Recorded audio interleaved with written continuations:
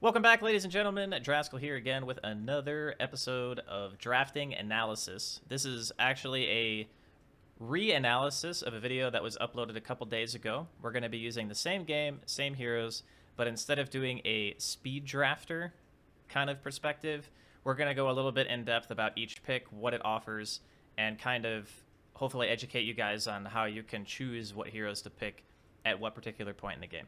So if you didn't watch the other video, and you're really new, the picking order is 2-2-1, which means 2 blind picks, then 2 more blind picks, then 1 blind pick.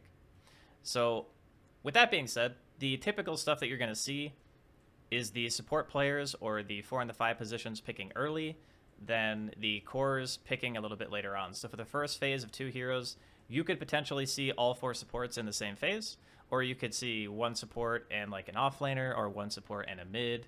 There's all sorts of opening styles, but what we're going to focus on is just this game. And we're going to talk about the pros and cons of all the picks and kind of how to weigh who has an advantage or what points in the game one team's going to be stronger and all that other stuff. If you don't know your hero matchups, that's okay. That's why you're watching the video. We'll go through that stuff too. So let's go ahead and start. And again, I already did something similar to this with the same video. So if you just want a quick and dirty, you can go watch that video instead. And whenever you have any sort of draft, it's always important to keep in mind that you don't always have to draft against your opponents. You can also draft heroes that synergize well with what you have instead. So here we're going to see 2 picks, Phoenix and Clockwork.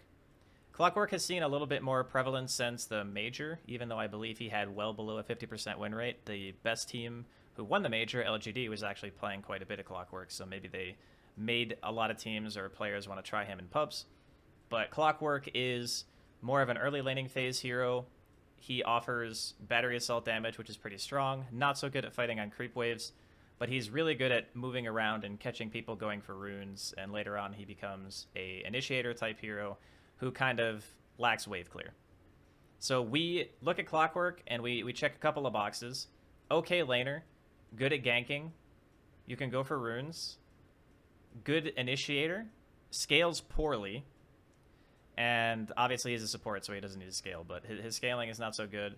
And then he does have a BKB piercing stun, which is something that is of note if you're going to pick some hero like Jug or Lifestealer. Even though your lane is nice against this hero, later on in the game, once your magic immune spinning or you have rage going, you can get hookshot and it can kind of throw your whole fight off. So there are some really good things that Clockwork offers. And then on the flip side, we have Phoenix, who is a pretty solid laner starting probably around level 3, depending on what skill build you want to go for. Offers good team fight so long as you have heroes to protect the egg, and also does a lot of damage if you're allowed to, and healing actually, if you're allowed to channel your healing ray. Or Sun Ray, excuse me. It's called Sun Ray, not Healing Ray. Wyvern's going to be the next up. Now, keep in mind, again, this is all in the same phase. All of these heroes are blind to their opponents. So as soon as this hero is picked in the Pangolier, both teams can now see what heroes they have. Wyvern Clock versus Phoenix and Pango. Already, we can see some sort of synergies between some of these 2 heroes as an opener. We'll talk about Radiant's team first. Winter Wyvern, another BKB piercing disable. Pretty solid laner. Acts as a save. Now, when we refer to save, we are simply meaning an ability that either heals an ally or dispels an ally, or protects them from damage, more or less. Now, Wyvern Seal only protects you from physical damage, so if you're getting hit by spells and stuff and you get Cold Embrace cast on you, you're still going to get hurt. But Wyvern still heals for a pretty good chunk and has a lot of, I guess you could call it, disengage abilities with the Winter's Curse as well. Then on the other side, you have Pangolier. Pangolier has amazing wave clear, one of the best wave clearing heroes in the entire game, in my opinion. Both Swashbuckle and the Shield Crash, I believe it's called, are really good at killing creeps. A lot of chaotic sort of teamfight control comes out of this hero as well. As soon as you have Rolling Thunder, if you're fighting in the right location and you have a good way to path and bounce off of things, you just kill everybody. You can chain stun them for upwards of about 10 seconds with the right items. And the higher level you get, once you get 15, you get the roll talent, you can stun them for even longer. He has Escape. His weaknesses are he dies very easily in stuns. Silences can also kill him pretty quickly too if he doesn't have a self-dispel. And his laning phase, despite being good at clearing waves, that doesn't happen until later, so his laning is pretty weak.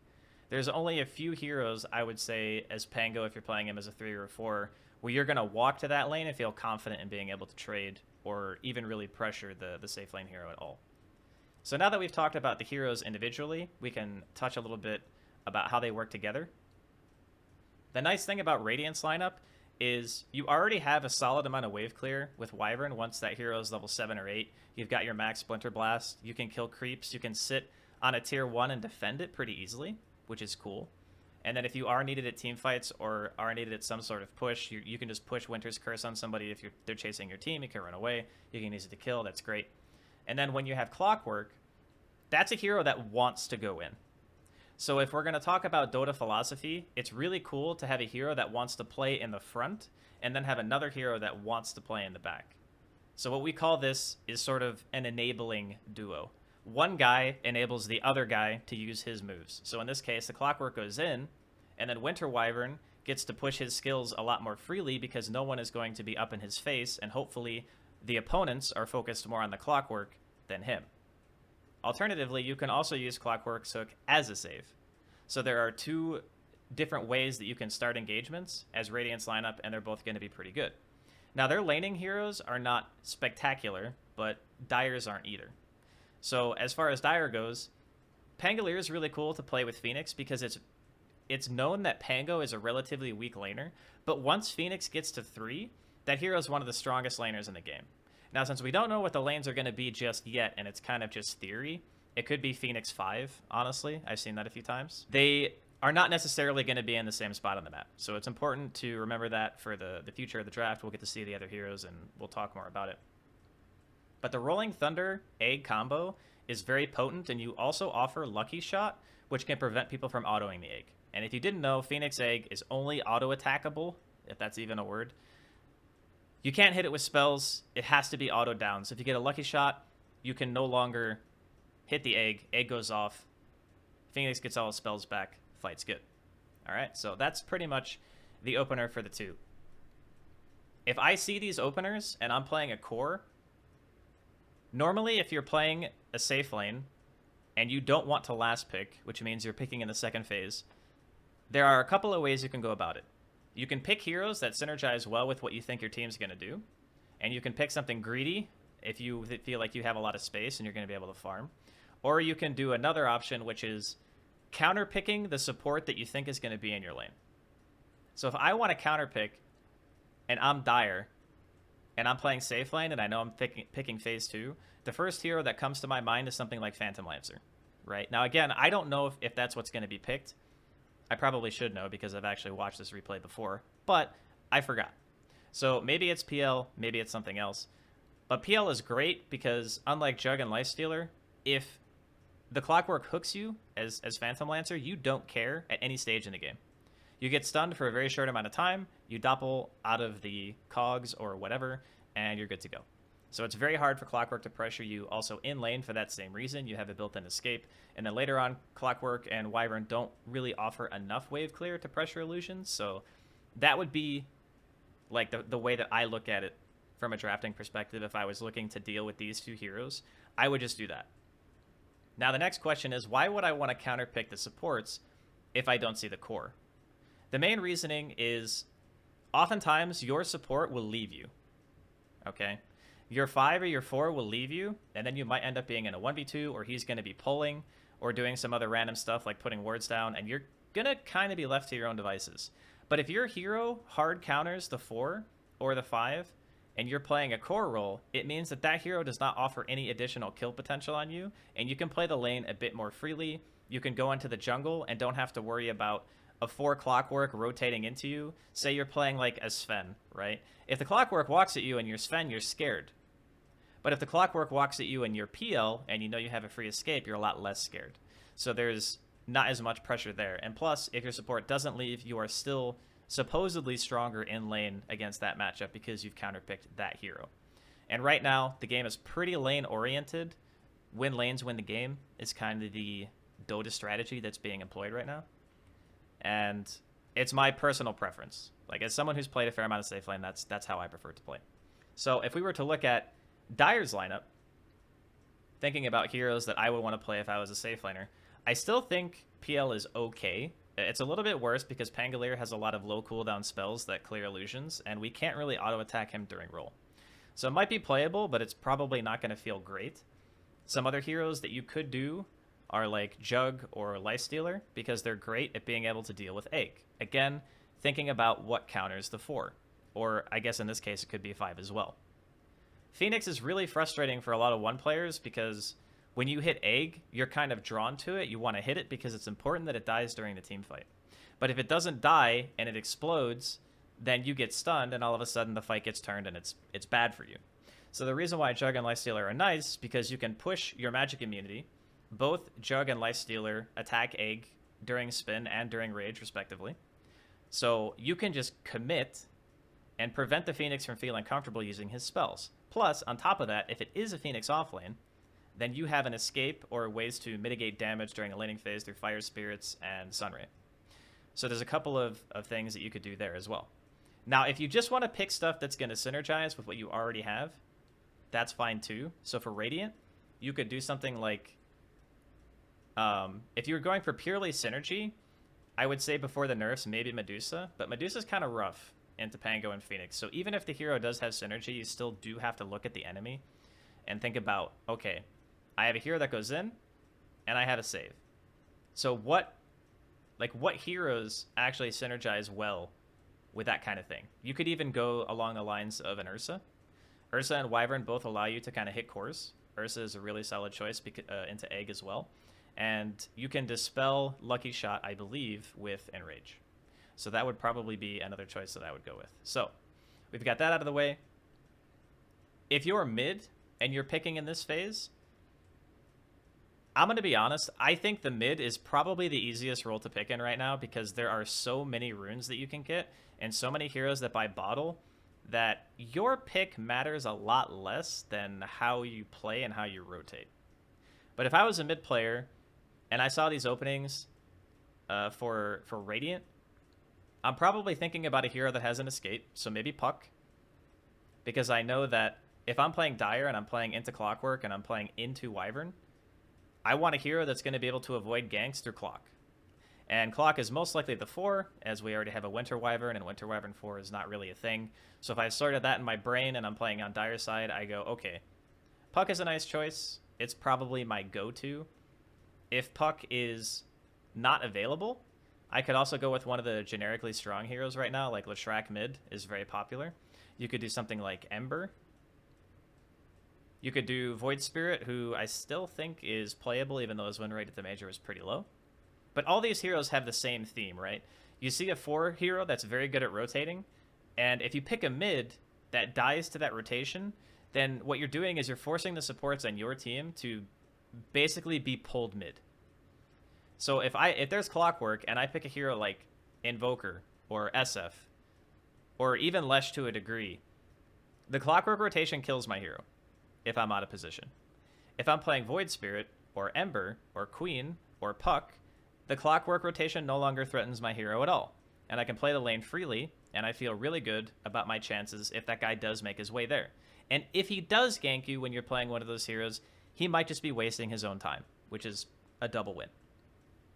So, now if I'm playing on Radiant, and I'm seeing the opener from the Dire team, I'm thinking about maybe more control-focused, like Quaswex Invoker, some hero that rushes Orchid. Storm seems like a really solid choice because neither one of these heroes can really crowd control me to any degree unless I really get out of position. It's an Orchid rushing hero that also just destroys Pango and Phoenix because when they're silenced, their whole kit is disabled, more or less. And then you can just like ball on them and kill them.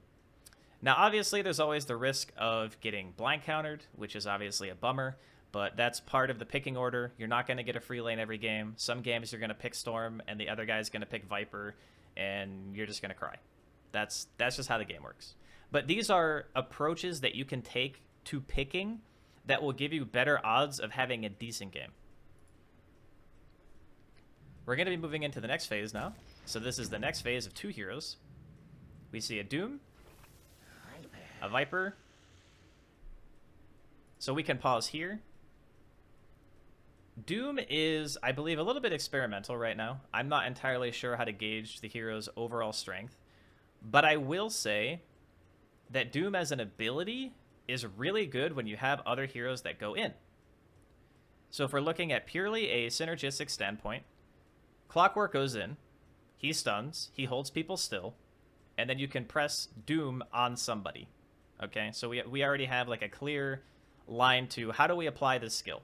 Normally as Doom, you're going to either buy Dagger, or you're going to buy drums and BKB and all this other stuff, and you're going to walk at them and you're going to press your ult. Your laning phase doesn't really matter too much often because you just eat creeps and you get a ton of gold through Devour. So we don't really care about our matchup that much. And he could see Pango and Phoenix as heroes that are probably not that good at punishing his hero. And Doom also has a tendency to build pretty tanky, which Pangolier does not really enjoy playing into.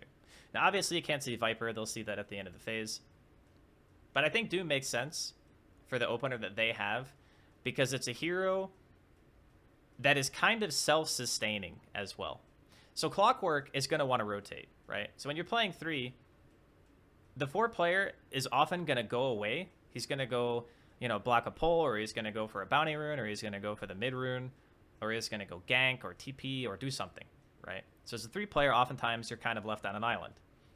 Doom is a hero that doesn't need someone standing next to him at all points. You can press Devour, you can use your Scorched Earth to push the wave if you want to. You're pretty fast, so you can run away from a lot of ganks. And then once you get 6, you kind of contribute what you contribute, and then you build items based on what you need or what your team needs. Now, in Viper's case, Viper has a very clear goal in mind, which is farm really fast, win his lane, and then during the mid game, you're kind of the guy who just pushes his ultimate on a core hero, and hopefully that core hero dies, right? So the cool thing about Viper into Wyvern is that Viper is pretty much exclusively magic damage, and Wyvern can only save from physical. So if someone gets cold embraced, you can still be stacking poison attacks on them. You can drop another toxin on their feet. You can even use Viper Strike if you think the guy is going to die. And more or less, all of the healing will be offset by the amount of damage that you can do to that hero. So your auto damage itself isn't always as important on Viper because you're shredding magic res when you're hitting with the Q, and they're taking increasing damage over time the longer they stand in the toxin. So Viper makes a lot of sense there. It's also a hero that likes to play the back a little bit, and between Egg and Pango roll, it is a little bit difficult to think about focusing a Viper when there's Rolling Thunder and an Egg out. So oftentimes Viper struggles from the problem of he's very slow. I believe he's either 280 or 285. He might even be slower. Maybe he's 275. The point is he's below average. Average movement speed is 300. So if you're lower than that, you slow. And Viper is real slow. So when you're fighting and your team starts retreating, or the enemy team starts running at you, often as a Viper you find yourself kind of caught. And it's mostly because of the movement speed thing. That's why you often see Vipers buy things like Boots of Travel and items that at least grant some form of mobility so that you aren't the guy who just dies, right? So with that being said, good synergy with the team on both sides. And then also, these heroes just happen to be not only good with the heroes that are currently picked, but they're good against the heroes that they see, which is always important to keep in mind. So there's good reasoning behind basically these 2 picks especially, and then the openers also make some semblance of sense as well. So we'll get to see the 4th pick now. Technically it's the 2nd pick phase, but the 4th overall pick. So we see TA, and we are going to wait for the other one to pause here. 5 seconds remaining. All right, there we go. We have a Batrider. Your turn to pick. All right, so we're actually gonna let this one pick out, and we're gonna pause here. This is 4 and 4, I believe. Yep, I can count. Great. So Templar Assassin, Dawnbreaker, and then the Batrider.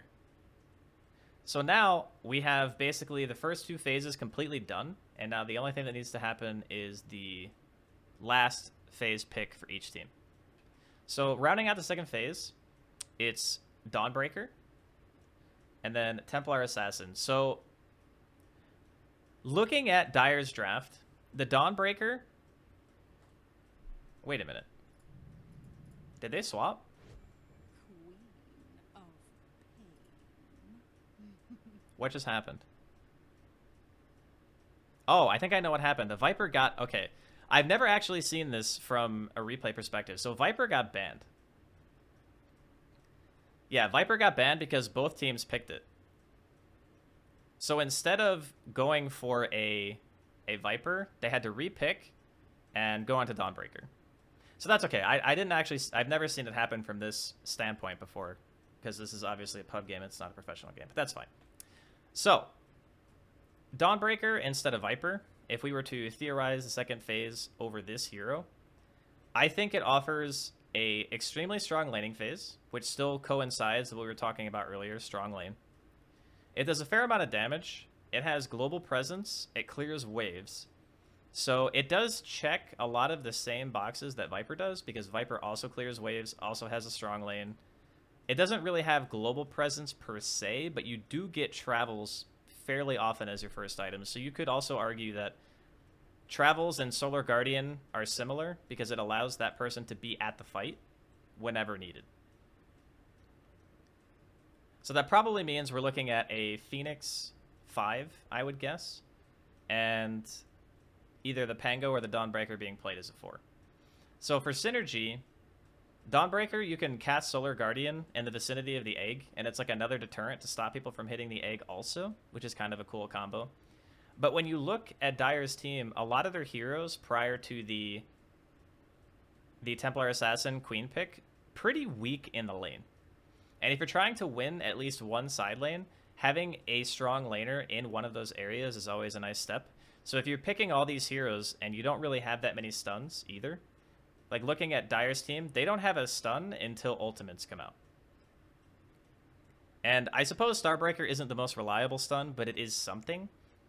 And then additionally, Dawnbreaker stats are just really, really good. So high stats, offers a stun, albeit a bit unreliable, a secondary stun and her ultimate that also deters people from hitting egg, and a laner that they very desperately needed. And then on the side of Radiant, we have Batrider. And at this point, again, really the only heroes that they can see are the Phoenix and the Pango. Obviously, we get a tiny bit more information, but when he picks Batrider, he does not see the Dawnbreaker or the Templar Assassin at all. So he's just picking Bat into what he perceives is a Phoenix Pango opening. So why is that strong? Well, Batrider is a hero that likes to go in as well. And it's a hero that controls vision by using Firefly, like flying up and seeing stuff with Napalm and such. And then you also are a guy who either buys the lens into Octarine or BKB, and later on either Blink or, you know, whatever item you need, and you start the fight. The cool thing about playing into Pango and Phoenix is that heavy catch is really powerful against heroes that need to get their entire arsenal of spells off before they're killed. So in Phoenix and Pango's case, they're tied to their ultimates, and they're also tied to being able to get like Lucky Shot in the case of Pango, or get your spirits out and cast a laser. These spells are all super, super high impact. So if you're playing Batrider and you just blink on them and you kill them before they cast anything, that hurts the enemy's team ability to fight so much more, especially around like level 6 or 7. I mean, obviously later into the game, you're more likely to have a blink, but taking these heroes out of the fight and them not casting a spell is huge, huge impact. Whereas if you just kill the Clockwork doesn't offer quite as much. You know, it's not a Phoenix Egg, it's not a Rolling Thunder, it's like a hook shot and a cog. That's kind of what Clockwork is. So it's really nice to have these types of heroes that can go in, pull somebody out of position, and then just kill them straight up. So that's kind of why it's a gameplay counter to what the opener is coming out from Dire. And then we're going to go into the last phase, I believe now. Yeah, we talked about the Bat, the Doom, talked about Dawnbreaker, Viper got banned. Okay, cool. So we can continue this. We see the Queen of Pain coming out from the Dire team, and we're going to keep an eye on the last pick here for Radiant and see what their solution is. Now, when this Queen picks, he sees all 4 of these heroes. He sees the Doom, he sees Clock, he sees Bat, he sees Wyvern. He is doubling down on the laning phase. Laning is one thing that can take a draft and kind of elevate it to the next level, and alternatively, a bad laning phase can kill your draft. And the reason that happens is because item progression is another important part of Dota that we'll talk about in other videos. But when your item progression is slowed because your lane is either not as good or way worse than it should be, your timings are thrown off, everything about the game gets slowed down, and then all of a sudden, your thought on how your hero plays in the game is no longer accurate. And this is true for basically every bracket starting from Herald to the highest Immortal. If you have in your mind a picture of what you want to do on your hero, and then your lane goes super poorly, that picture is no longer relevant. So, Queen of Pain allows a very, very potent laner against everything that he sees. Now, he's probably assuming, based on it being a small player pool at this high MMR, that the Doom is going to be the offlane player at the very least. And then the last pick is either going to be the mid lane or the carry. But since it's Bat, we can pretty much just say, okay, it's probably Bat mid, right? Queen is one of the few heroes in the game that actually goes to Bat's lane and just wins. He just wins the lane. So if we're looking at this and we go, okay, if it was supposed to be TA mid and they flex their pick and then Queen picks instead so that the TA can go to the safe lane so that the Queen can have a really good mid lane, then all of a sudden these picks make way more sense, right? Because now you have a TA in the safe lane. You can push creeps very easily against Doom, and Doom and Clock have no wave clear. And then you have this great matchup in the mid lane, and your TA should theoretically be able to farm. So there's a lot of like sound reasoning. Even though the heroes look weird and the lanes are weird, there is a point to it, I guess is what I'm getting at. So yeah, Queen wins the mid lane. TA should win the safe lane, or at least be fine. And then, you know, Pango and Dawn, their lane should, you know, depending on what this last pick is, I'm not sure there's anything they could pick that would beat both of these heroes, considering it's a Winter Wyvern 5, but we'll go ahead and hit play and find out.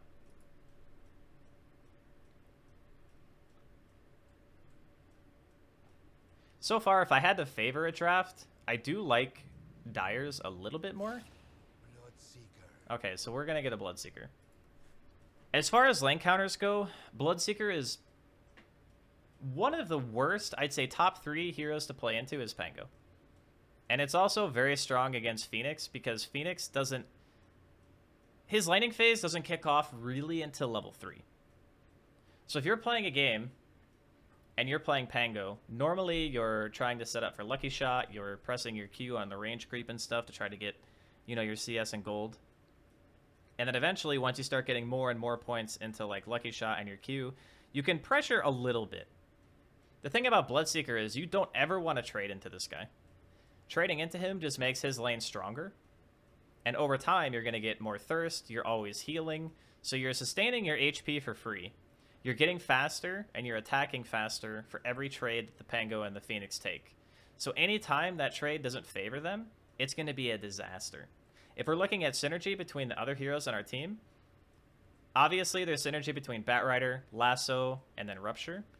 But the big thing for me is that Winter Wyvern takes such a huge chunk of your HP for like one button press, right? So if you look at Arctic Burn as an ability, it does a percentage of your health per second for like, I think it's 5 or 6 seconds. Might be a bit longer.